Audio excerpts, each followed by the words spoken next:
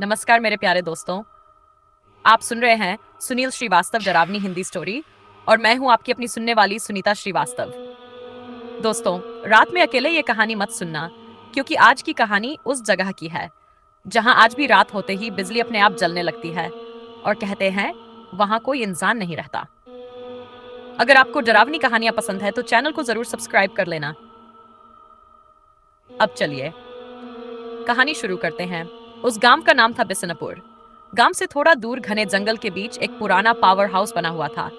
दिन में भी वहां जाने से लोग डरते थे, क्योंकि कई साल पहले वहां अचानक आग लगी थी और उस हादसे में कुछ लोग जिंदा जल गए थे। गांव वाले कहते थे रात के समय वहां से औरत के रोने की आवाज आती है। रमेश पहली बार उस गांव में बिजली ठीक करने आया था। उसने गांव वालों की बातें सुनी तो हंसने लगा।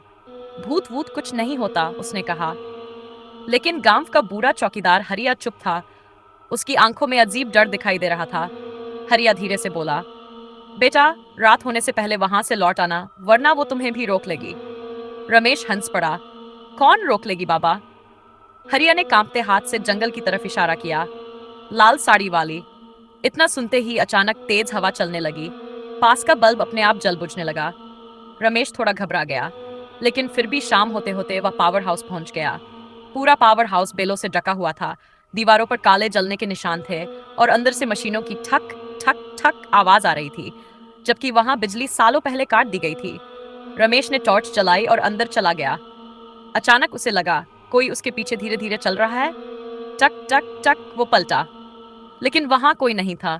दोस्तों, सच बताऊं, ऐसी जगहों के बारे में सुनकर ही मेरे हाथ ठंडे पड़ जाते हैं। आप लोग भी अगर रात में ये कहानी सुन रहे हो तो कमेंट में जरूर बताना। अब वापस कहानी पर आते हैं। रमेश धीरे धीरे कंट्रोल रूम की तरफ बढ़ा। तभी उसे एक औरत दिखाई दी। लाल साड़ी, लंबे काले बाल और पैर जमीन से थोड़े ऊपर।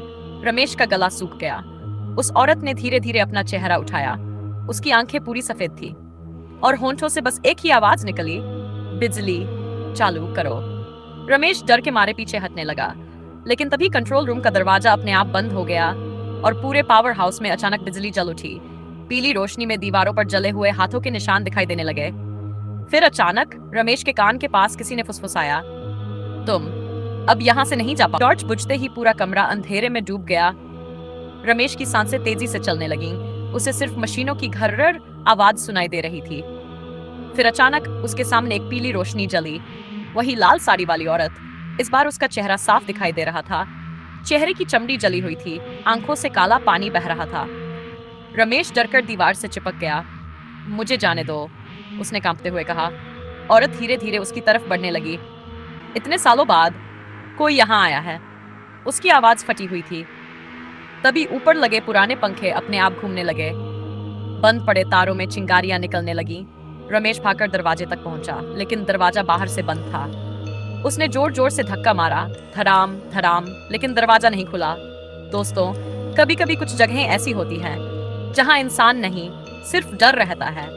मैं सुनीता श्रीवास्तव जब भी ऐसी कहानियां पढ़ती हूं ना, तो रात में खिड़की की आवाज से भी डर लगने लगता है।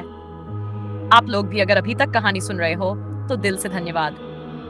अब वापस कहानी पर आते हैं। रमेश पीछे मुड़ा, लेकिन इस बार वो औरत गायब थी। पूरा कमरा खाली था। तभी कंट्रोल पैनल अपने आप चालू हो गया। पुरानी स्क्रीन पर कुछ शब्द चमकने लगे, हम अभी भी जिंदा हैं। रमेश की आंखें फटी रह गई। अचानक पीछे से किसी ने उसका कंधा पकड़ लिया। उसका शरीर ठंडा पड़ गया। धीरे धीरे उसने पीछे देखा। वो हरिया था, लेकिन उसका चेहरा पूरा जला हुआ था, आंखें बाहर निकली हुई और होंठों पर डरावनी मुस्कान। रमेश चीख पड़ा, तुम तुम तो गांव में थे। हरिया हंसने लगा, मैं कभी गांव से गया ही नहीं। इतना कहकर उसने अपनी लालटेन ऊपर उठाई और उसी रोशनी में रमेश ने देखा कमरे के कोने में कई जले हुए लोग खड़े थे। सबकी आंखें उसकी तरफ थीं। फिर वो लाल साड़ी वाली औरत धीरे धीरे आगे आई और इस बार उसने अपना हाथ रमेश की तरफ बढ़ाया। उसके हाथ में आधी जली हुई पुरानी फोटो थी। फोटो में वही पावर हाउस था और उसमें खड़ा रमेश खुद दिखाई दे रहा था, जबकि ये फोटो कई साल पुरानी लग रही थी। रमेश के हाथ कांपने लगे। तभी पूरी बिल्डिंग जोर से हिलने लगी और ऊपर से किसी बच्चे की आवाज आई, मॉम। एक और आ गया। फिर से बच्चे की आवाज आते ही पूरा पावर हाउस कांपने लगा। रमेश डर के मारे जमीन पर गिर पड़ा।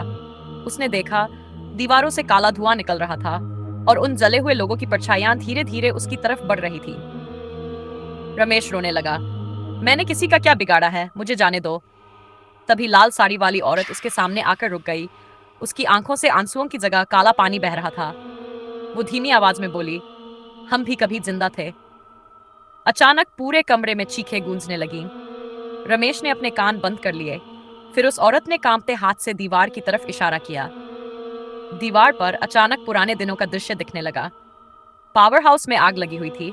लोग मदद के लिए चिल्ला रहे थे, लेकिन बाहर से दरवाजे बंद कर दिए गए थे और उन सबको अंदर ही जलने के लिए छोड़ दिया गया था। रमेश सब समझ गया। उनकी आत्माएं बदला नहीं, बस सच दुनिया के सामने लाना चाहती थी। तभी हरिया आगे आया। उसकी डरावनी आवाज गूंजी, इस हादसे को गांव वालों ने छुपा दिया, किसी ने हमारी मौत की सच्चाई नहीं बताई। रमेश कांपते हुए बोला, मैं सबको सच बता दूंगा। इतना सुनते ही अचानक पूरा कमरा शांत हो गया। मशीनों की आवाज बंद हो गई और लाल साड़ी वाली औरत पहली बार हल्का सा मुस्कुराई।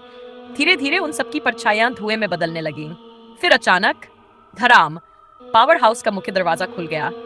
रमेश बिना पीछे देखे जंगल की तरफ भागा। सुबह होते ही उसने गांव वालों को पूरी सच्चाई बता दी।